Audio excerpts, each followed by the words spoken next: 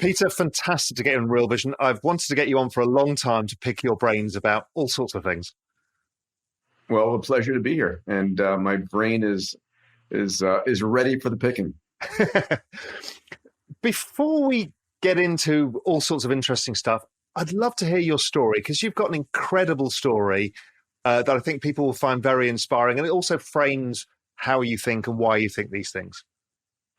Sure. In brief, I was born in the 60s, and it was really the Apollo program and that what I call that scientific documentary Star Trek that got me going and excited about the world. And I became passionate about space.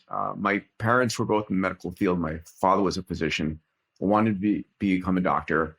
And so I sort of buried my passions around space and went and got a 6-pack of degrees and a medical degree and molecular genetics and so forth. But all the time I was passionate about space. And when I got my medical diploma, I remember making a color photocopy and sending it to my parents, and then promptly, jumping out of the medical path and really focusing on space. And for me, the final frontier holds incredible opportunity for humanity, right? Everything we've ever held of value on Earth, metals, minerals, energy, real estate, are in near infinite quantities in space. And whatever we evolve to become, as a species in the future, it's going to be off-world, and the predominance of humanity will be off-planet.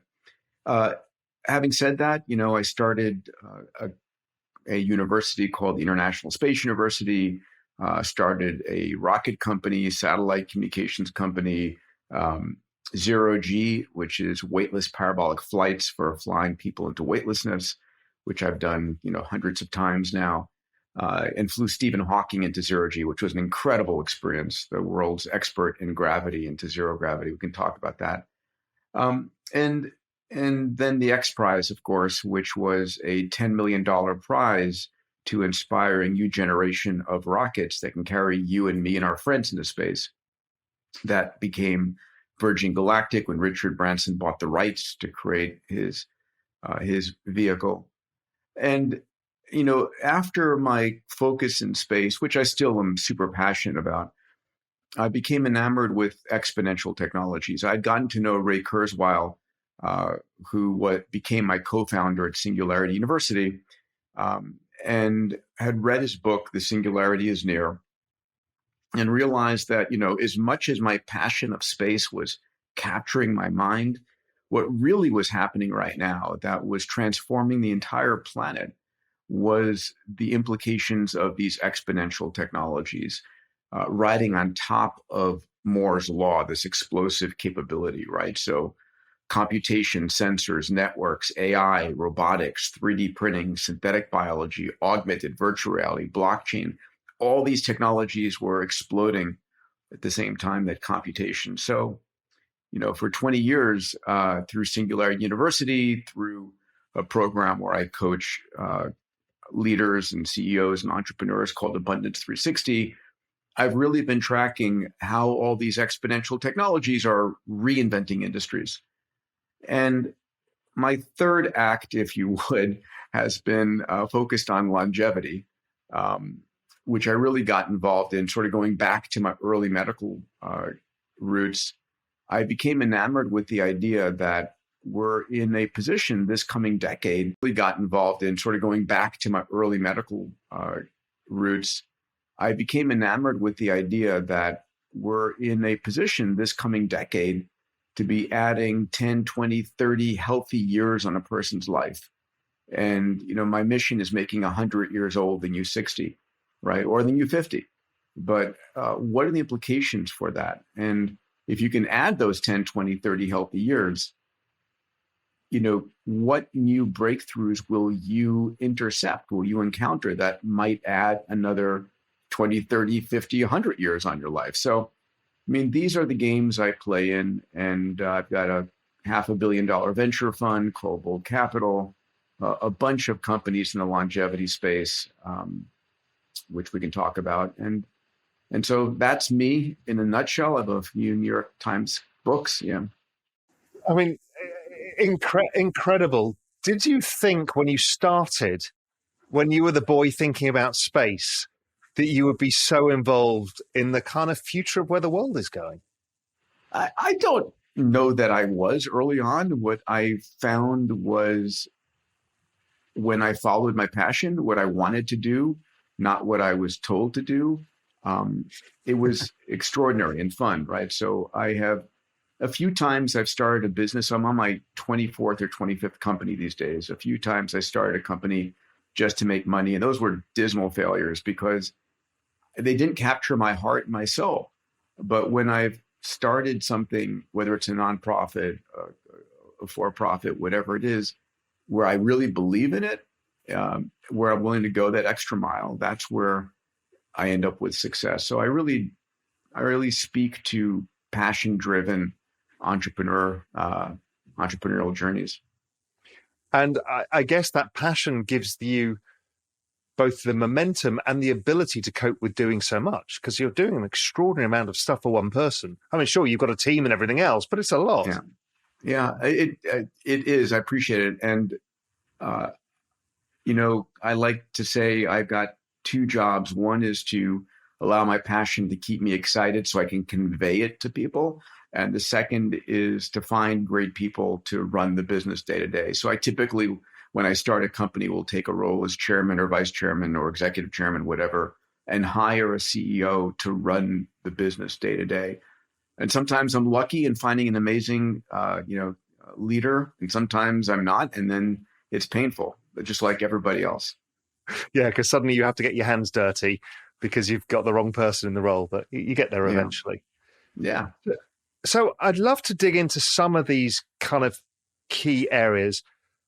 We had a fantastic conversation with somebody who's now gone into the space business, in investing in the space business. And he came out of the Jet Propulsion Labs at NASA and kind of explained where he saw space going, which was, he was talking about, yes, we should have a base station on the moon pretty soon. Yes, we'll start mining. Yes, we're creating networks. Yes, all the satellites. How do you think space is going to evolve? If you're looking out, let's not worry yet about the next 20 years, but let's think about the next 10, because things are moving so fast now. This is a reality. They are. There's no question at all. And they're moving fast for a number of reasons, which, number one, two of the wealthiest people on the planet, Elon Musk and Jeff Bezos. I've known Jeff for almost 40 years and Elon for 22 years or thereabouts. And they have the disposable income, so to speak, or they have the ability to fund it. And up until now, up until the last decade, it's always been government funded. And government funding comes with a lot of risk aversion. It's like you're not willing to try something radically different if you're a government agency, because if it fails, there's a congressional investigation, you're going to get fired. And so if you're not willing to take risks, you're stuck in incrementalism. And ultimately, nothing moves very fast, right? The Apollo program was an exception because we were, basically in the United States battling the Soviet Empire, and we had to, they had crushed us with Sputnik in 1957 and getting the first human, Gagarin, in 1961, and we needed to do something to demonstrate. So we took a lot of risks. I mean, the Apollo program was very risky, but nothing really since then, or very few things since then. And individuals have a much higher predilection for taking risks and the ability. And so we see folks like Richard Branson and Jeff Bezos, Elon Musk, and a multitude of others.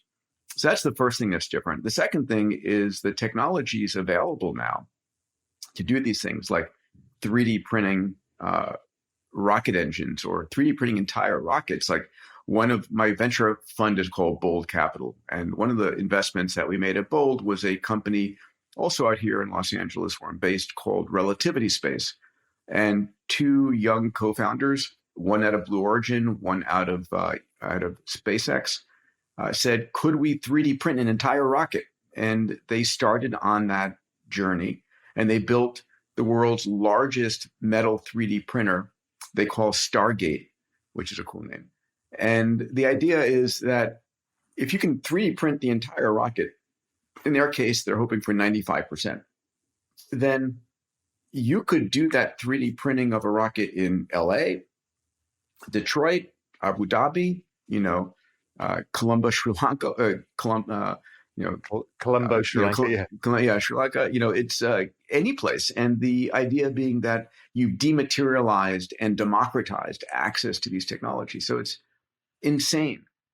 And then finally, of course, the whole, microelectronics and data that's enabling us to do so much more in smaller packages. But what's coming this decade, to go to your question, what I'm tracking right now is, without question, it's what SpaceX is doing. So, Elon and Gwen Shotwell, who runs SpaceX for Elon on a day-to-day basis, it's not a little bit better, or not 2x or even 10x. It feels like it's 100x better than any other space company out there. They've gotten Falcon 9 operational with reusability very consistently on the first stage. And then what's coming next is Starship, which is a capability that's fully reusable, that has the ability to take 100 people to orbit, and land on the surface of the moon and go beyond the moon to Mars. And it's a transformative approach, and everything we've, ever built thus far doesn't compare. So a lot's coming there. And of course, Bezos is a brilliant entrepreneur and CEO, and he's behind the power curve on SpaceX right now, but he'll catch up, and he's committed whatever capital it takes. Elon's focused on Mars, moon first, because NASA wants to go there, Mars in the long term. Jeff is focused on the moon and really setting up the moon as a base, but then going from the moon to free Earth, what we call O'Neill colonies. These are large rotating cylinders where you're living on the inside and it's accommodating 1 million people, eventually, taking humanity off the planet irreversibly to the stars. And I don't think it's a matter of if, it's just a matter of when these days. I mean, one of the things I look at is these exponential charts, and one of them is satellites going up into space. For years, it was kind of steady. Then the US kind of opened it up, and now it's gone truly exponential. And if you map out what Elon's doing alone, and that's excluding what people like India are now doing, I mean, everybody's setting satellites up, and they cost nothing in comparison. And that creates a whole different set of opportunities of linking kind of all of that space around of the Earth. Yeah, no question. We're going to have laser communication, satellite to satellite. We'll have basically the interplanetary internet, where you'll have connectivity around the moon, connectivity around Mars, connectivity wherever we go. And what I'm most excited about, Raul, is the notion that the real opportunities are going to be mining the asteroids, and that's been a passion of mine, right? These rocks that are flying sometimes near the Earth, if they hit us, it's a problem. The ones that are between Mars and Jupiter and what we call near Earth approaching asteroids, some of these rocks are either rich in water or ice, particularly, which can be broken down to make hydrogen and oxygen, which is rocket fuel, or they're rich in platinum group metals, platinum, palladium, iridium, osmium. And these are multi-trillion-dollar assets in space that we're going to, just like when the European settlers came over from Europe to the Americas, they brought their tools, but they were able to mine, if you would, the resources locally to develop the societies, the early American colonies. And the same thing will happen in space. It feels to me that this is basically going to add an entire layer of GDP that didn't exist, because, we're kind of confined by the physical world. We'll talk about the metaverse and other stuff in due course, but in the physical world, we're constrained by resources. And what you're basically saying is a lot of those resources will no longer be constrained. They won't be. And, I teach this in my Abundance 360 executive programs. It's a year-round program, and it's the highest level for Singularity University, that in an abundance mindset, you begin to realize that there's nothing truly scarce, and that what exponential technologies are is the force that takes whatever was scarce and makes it abundant. And we can talk about, multiple examples, right? Energy used to be scarce. We used to go and kill whales on the ocean to get whale oil.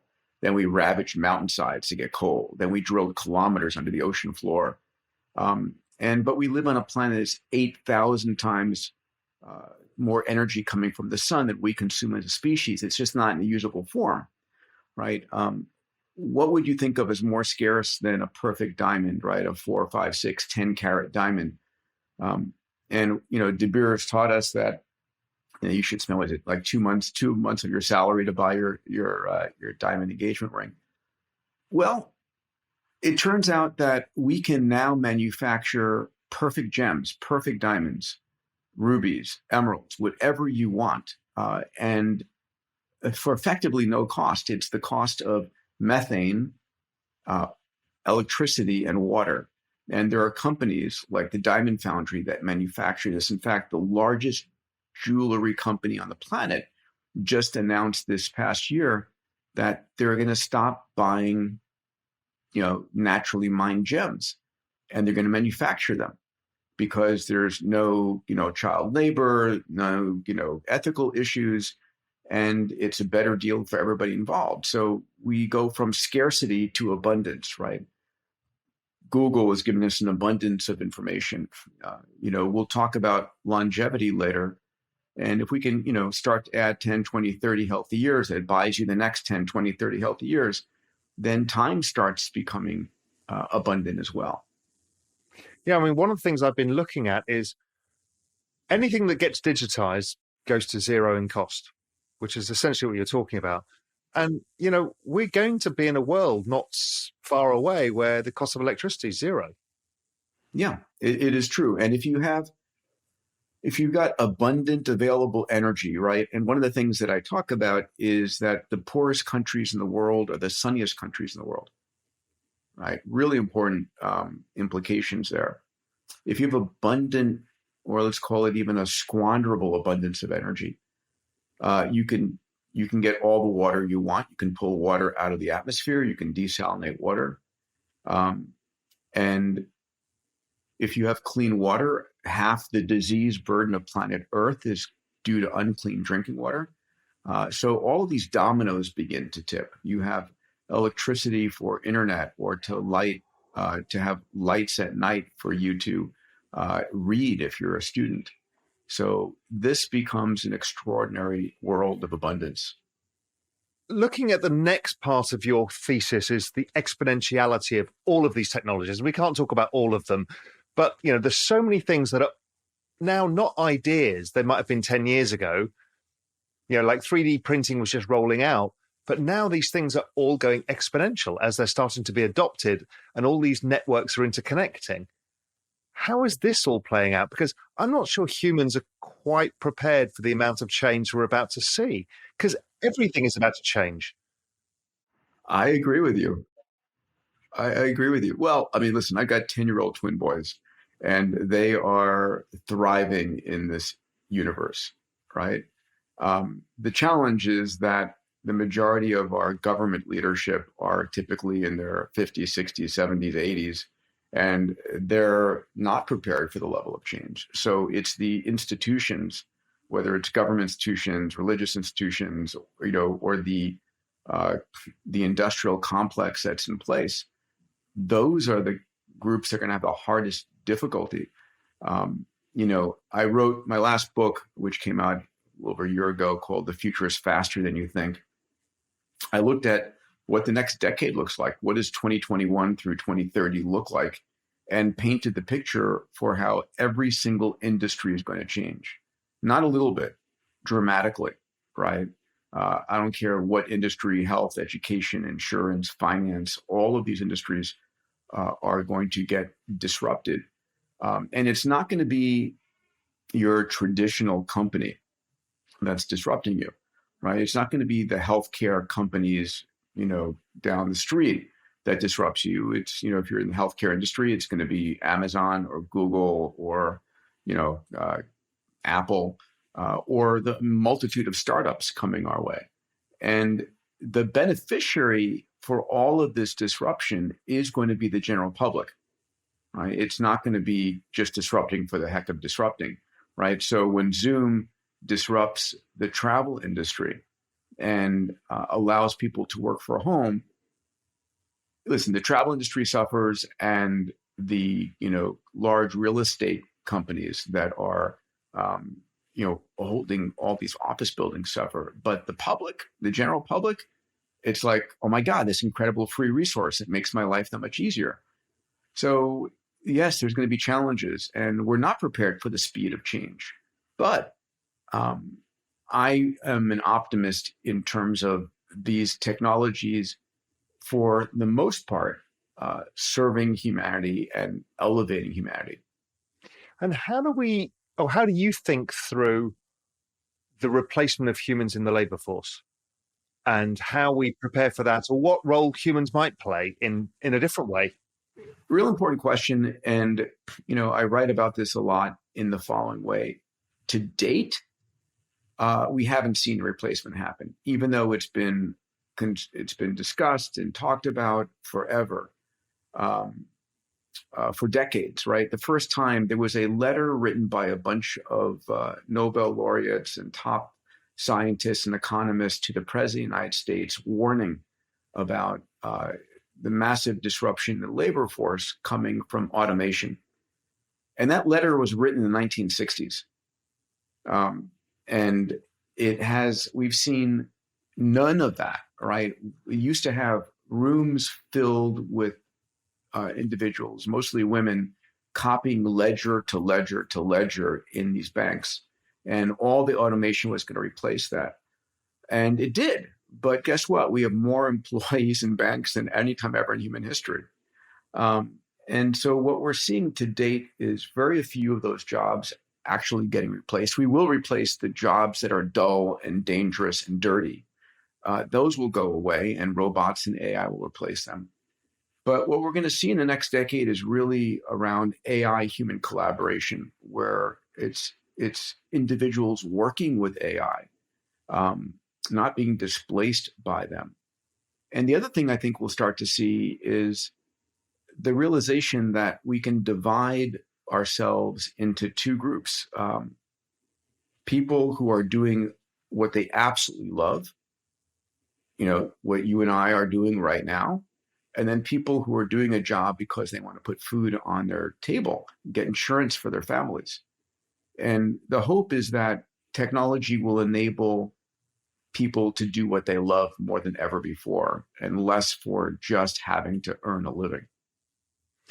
One of the things I've been thinking through as well is the development of the metaverse. So the kind of digital world that we're all going to inhabit in the future. And again, it feels like space to me. It's like discovering the Americas again. There's plenty of new opportunities that we can't imagine. And yes, we will be working alongside AI within that world, but it feels like the opportunities are going to be abundant in many respects.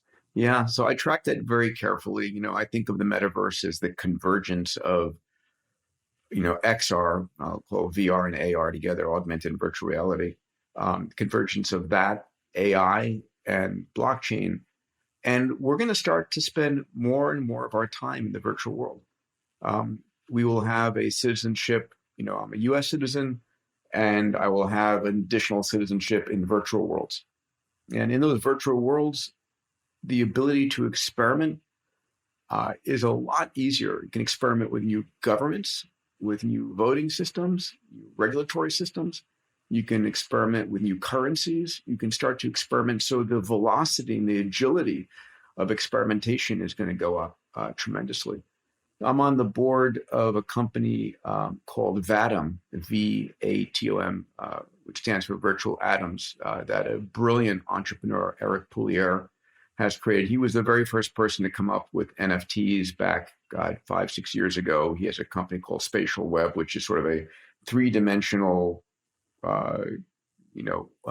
metaverse application that's extraordinary. And I'm just tracking this, and we have, it's a much bigger opportunity than when we first saw www.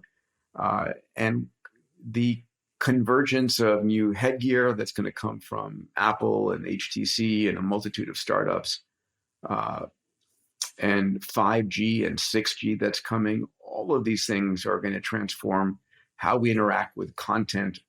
It's going to transform the entire educational system, which is really insanely broken right now.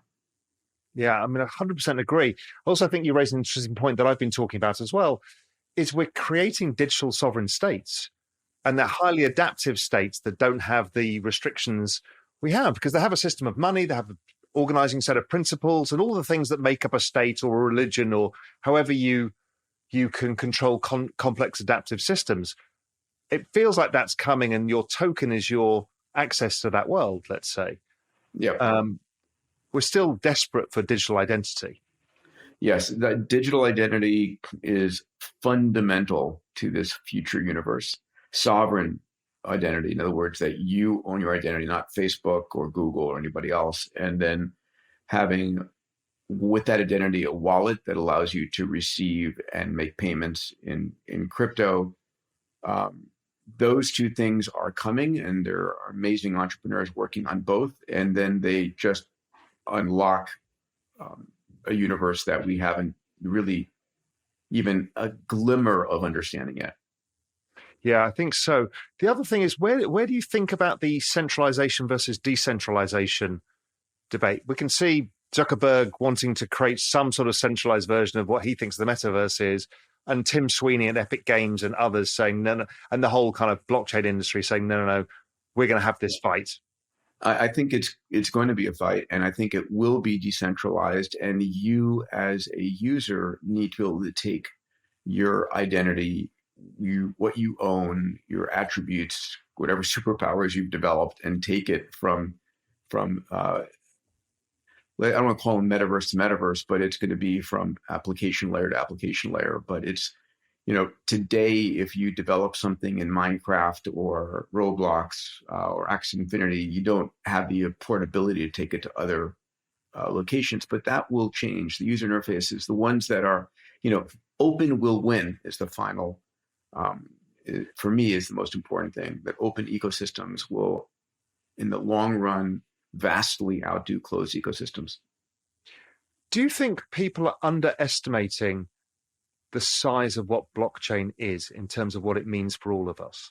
Because people are still kind of fixated on Bitcoin or Ethereum without understanding that is basically the architecture for the internet of value across everything. How are you thinking it through? Yeah, no, I agree 1,000%.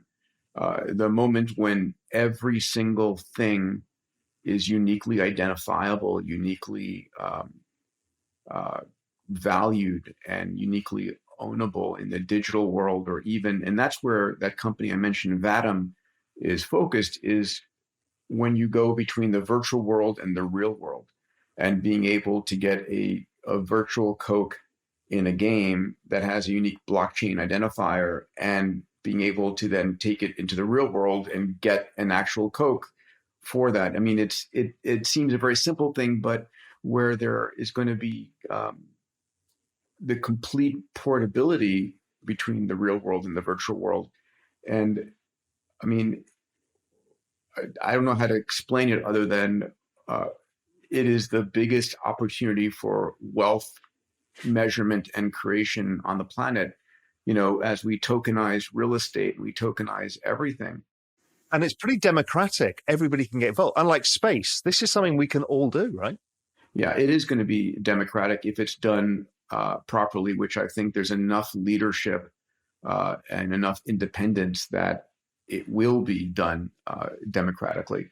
I don't think, I don't think any government or individual billionaire will have the ability or clout, to fight this decentralized network of networks and leaders.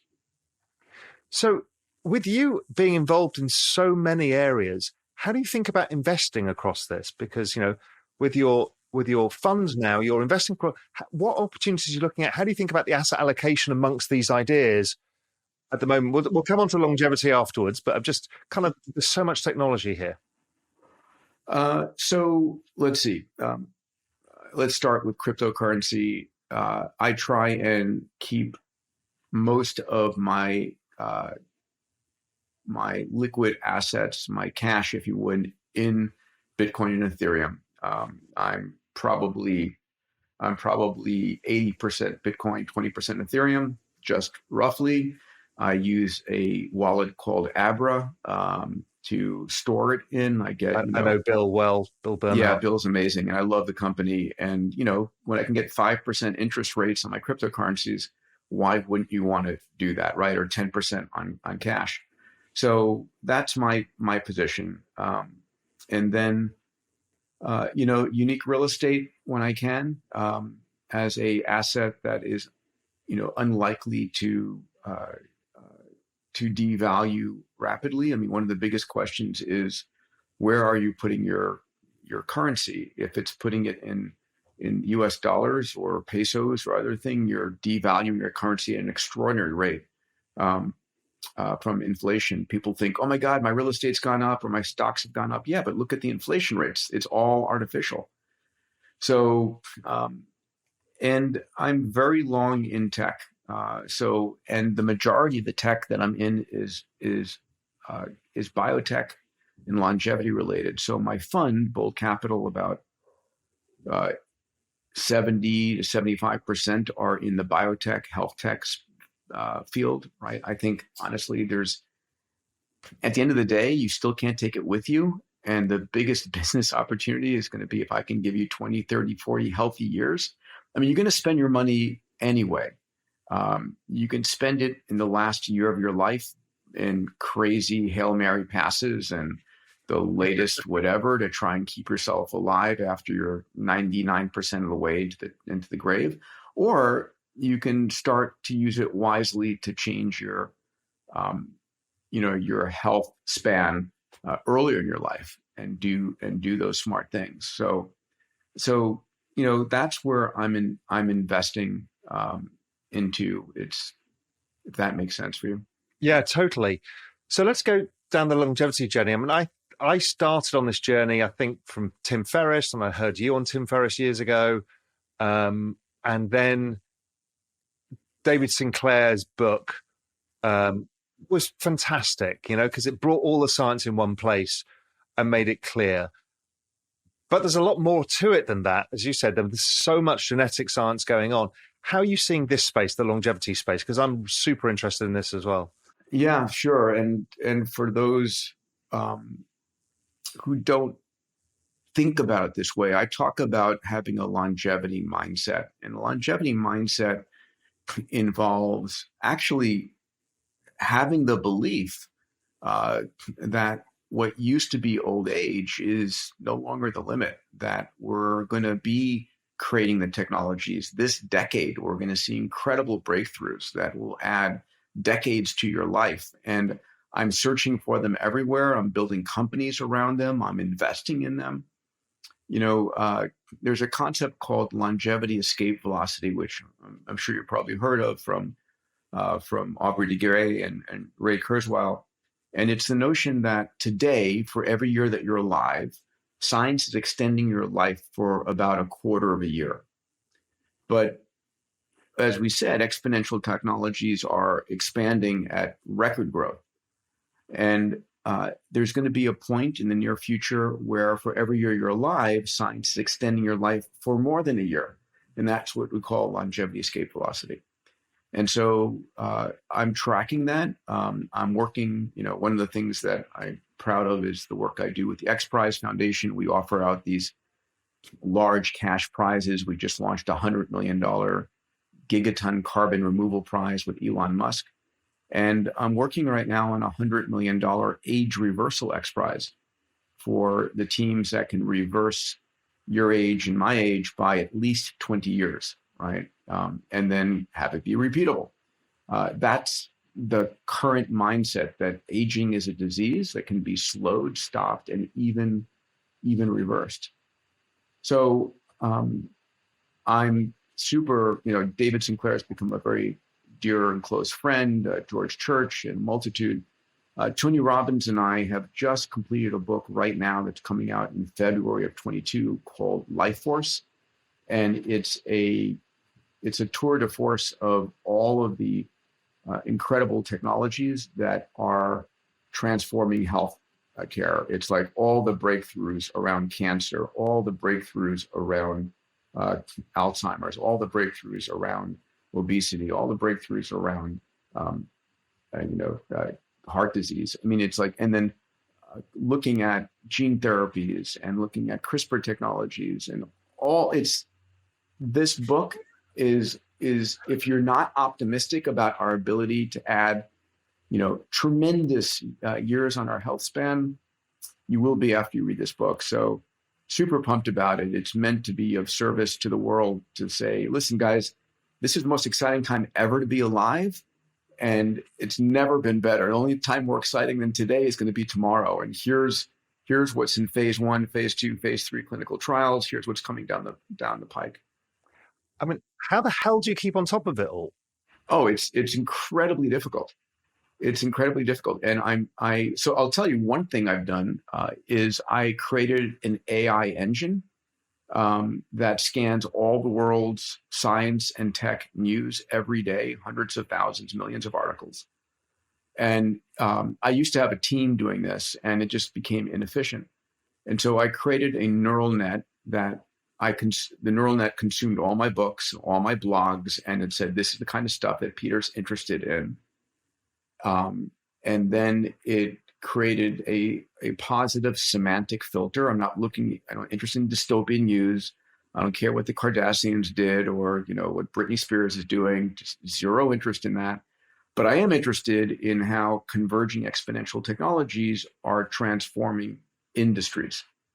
How are they going to transform every industry out there? So I created two elements.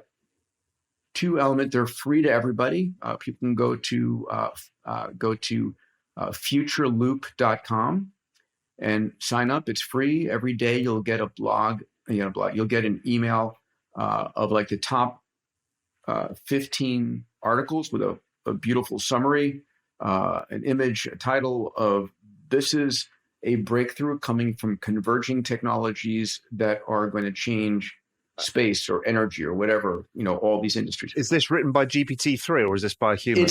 We are using GPT-3, but it's fully autonomous. I have an incredible head of AI in our team, Morgan McDermott, who's written everything. And GPT-3 will just improve the quality of it. But I use that every day to track all of the converging exponentials. And then, so it's futureloop.com, and then you can go to longevityinsider.org. And that's again, an AI created newsletter that I use. Everything that's going on in the longevity space. It's scanning all the tweets, journal articles, newspapers, magazines, everything. What a fantastic idea, because it's so hard to keep on top of. And by applying technology to do it for you and then delivering it in a way that's digestible, this is a genius idea. Well done. Thank you. So I hope folks will use it. My mission is to get people out of the dystopian mindset that you get from watching Fox or CNN, which I call the crisis news network, where every murder on the planet is delivered to you in high fidelity every second of the day. It's like, I don't need to know this stuff. I really don't. No, I think there's a fear around change that I notice everywhere. You see it on the internet. People fear change. It's a mindset. But if you can flip the mindset to say this is the opportunity, the best opportunity we've ever had, whether it's as an investor or as humans, it kind of opens your eyes to how amazing this all is. Oh, it is. I'll just mention a few other companies that I've started in the longevity space. One company I'm very proud of called Cellularity is the largest cellular manufacturing company. We collect placentas. When a baby is born, you can store not only the cord blood, but the placenta with us. And the placenta, I think of as the 3D printer that manufactures the baby. It generates all of the stem cells, all the cells from that baby. And so from the placentas, we generate a very rich supply of newborn stem cells, of natural killer cells and T cells that are useful in fighting viruses and fighting cancers. And there's a whole cells as medicine line of business that Cellularity has. The company just went public like 2 months ago. Another company is called Vaccinity, Vaxxinity. And Vaccinity is developing vaccines to treat chronic diseases. So imagine you could vaccinate yourself against Alzheimer's, or vaccinate yourself against Parkinson's, or stroke, or heart disease, or migraines, or muscle loss, or bone loss. That's the business that the company is in. It's in phase 3, entering phase 3 trials on Alzheimer's, phase 2 in Parkinson's, phase 1 in stroke. And the value here is that this is about preventing chronic disease for pennies on the dollar. I mean, thousands of times cheaper than treating it afterwards is preventing it in the beginning. One other company is a company called Fountain Life. And we have 5 facilities in the US today. We'll have 10 by the end of 22. And when you come to Fountain Life, and you should do it, we digitize you. We do full body MRI, coronary CT driven by an AI algorithm, DEXA scan, full genomics, metabolomics, everything. And we upload 150 gigabytes of data about you. And the goal is to catch anything at stage 0, right? We're eventually going to die from something. Hopefully we'll extend life eventually. But most of us are optimists when we think about what's going on in our bodies. We actually have no idea, right? You end up in the ER with a pain in your side. The doc says, I hate to tell you this, but you've got this and this. Well, it didn't happen that morning. It's been going on for months, maybe years. And so every year through Fountain Life or another sister company called Health Nucleus, I go and I upload myself. And I do it every year, and I feel naked if I don't, because I want to know what's going on inside my body. And people say, I don't want to know. It's bullshit. Of course you want to know. You want to know, and you want to solve it at the very beginning. So anyway, those are just some examples. Yeah, I'm taking lots of notes because there's all sorts of interesting stuff. And I'm at the age 53 years old that, I'm focused quite intensely. So let's talk a little bit about your own regime for longevity. What do you do for yourself? What are the tips you'd give me as a 53-year-old about, diet and supplements or whatever you think?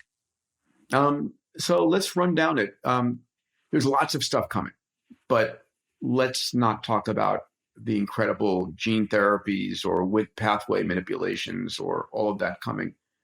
What you should be doing right now is, first of all, it's the basics. It's sleep, exercise, diet, and mindset. Let's talk about each. On the sleep front, when I was in medical school and graduate school, I used to, pride myself on getting by with 5.5 hours of sleep. And it's like, the realization is your body needs 8 hours of sleep, period. Whether you get it or not, that's what your body evolved to have. And ultimately, if Darwinian evolution could have done away with a couple hours of sleep, it would have, because we are not being productive. We're completely open to predation. We're very vulnerable when we're sleeping. And so if you can get away with not having to sleep, that would have been amazing. But we need hours of sleep. So I strive for that. My tricks are, first of all, I wear my Oura Ring to measure it and gamify how much sleep I get. Second, I set my temperature in the room down to 65 degrees because a cold atmosphere keeps you sleeping longer and deeper sleep. I have what's called a chili pad, which is a water-cooled pad underneath the top blanket, and that cools down the bed. I use a mask to block out, which I love. It's called a Manta mask, M-A-N-T-A, and I use it all the time because it has a foam pad around the eyes and on top of that, so it's very comfortable to wear. And then I have a sleeping pattern I try and keep, which is I'm in bed whenever possible by 9:30, and I get up at 5:30, and that's my sleeping. And do you take magnesium or anything like that? I do take magnesium. On occasion, I'll take some melatonin, but I have a pretty good sleep record, so I'm I have a whole slew of supplements I take. And in the book coming up, Life Force, I disclose in detail everything I'm taking, hormonally, peptides, nutraceuticals, supplements, and so forth. On diet, I've been a vegan for years. I went on keto diet for a year. I've tried all kinds of different things. And what I've come back to in the final result is there's no one diet for everybody. It just isn't. But there is one or two truths for everybody. And the first is get rid of sugar. It is the hardest thing in the world, but sugar is the killer. Sugar causes inflammation. Sugar causes heart disease. Sugar causes neuroinflammation. When you're talking about sugar, are you just talking about sugar itself, or are you talking about carbohydrates in certain forms? So first and foremost, I've been doing keto for 3 years, and it works well for me. But first and foremost, it's getting rid of pure sugars, right? I mean, like your breakfast cereal is poison. Your a tub of ice cream, all those things. Now, it doesn't mean I'm an angel. It doesn't mean I don't have a piece of chocolate or something once in a while. But I look at sugar as cutting my life short. That's the way I physically look at it. And yes, getting rid of high glycemic carbohydrates, white rice, white breads, those sorts of things. I cut those out as well. So it's just reducing your blood sugar spikes, which are so dangerous. The next thing is intermittent fasting. I believe that intermittent fasting is super valuable. So I will not eat. In fact, I haven't eaten yet. It's 1:50 in the afternoon here in California. I will eat, after 1 o'clock. I'll have a lunch, typically like a Greek salad or something reasonably light. And then I'll have one main meal at dinner at 5:30. So you're kind of 16-8 or something like that? I'm typically 19, whatever's left over, 19.5, like between 1 and 6. Because I've been experimenting with kind of 20, 21, 3 or 4. I've enjoyed it. It's whatever you can keep up, honestly. Yeah. And what about that form of intermittent fasting versus like a full day fast once a week, 24-hour fast? Yeah. Does it make a difference or not really? There's lots of debate. I don't have an answer. I don't know. If I don't know, I'm never gonna say. The other thing I do is lots of water. I try and do at least 2 liters, if not 3 liters of water a day. I got rid of all sodas. I'll typically, for protein, have fish. I stay away from all dairy and beef, but that's my preferences. And if there's one, because I don't want to unveil what's in your book, because the book sounds fascinating. If there's one supplement that you think is easily available for the average person, is it vitamin D? Is it, what is it? Yes. So, it's a lot of the same things that David Sinclair talks about in his most excellent book, Lifespan, right? So I take 1 gram of NMN. I do take 1 gram of metformin. I take vitamin D. I take high-grade fish oils.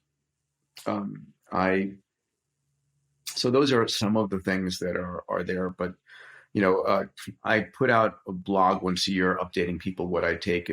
And by the way, if anybody goes to Diamandis.com, I put out 2 or 3 blogs every week. Typically one is in longevity and 2 are in the exponential tech space. And you can